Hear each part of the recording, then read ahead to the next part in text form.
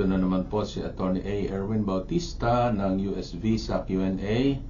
We are an US immigration attorney based in San Diego, and we have been practicing for over 25 years. Ang atin pong topic for today ay yung pong dalawang misdemeanor convictions. Paano kung yung dalawang conviction na yon arise out of one crime? So, sang-ayon po sa batas, hindi dapat matrigger ang deportation. Ang requirement po, dapat yung dalawang conviction na yon, even though it is a misdemeanor, it should arise from two separate crimes.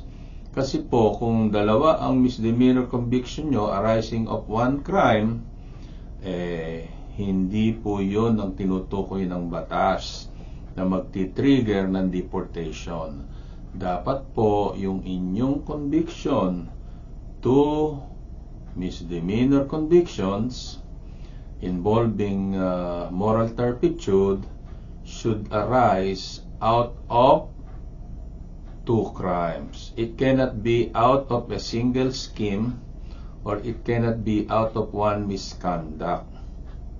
So, pwede kayo makonvict ng two or more sa isang misconduct, two or more misdemeanors, pero hindi po yun ang tinutukoy ng batas.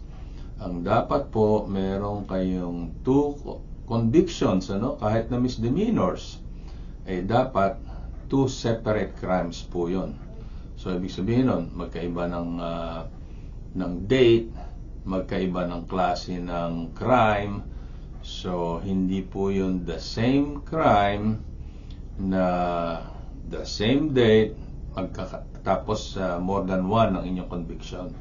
So, yun po ang paglilinaw natin today.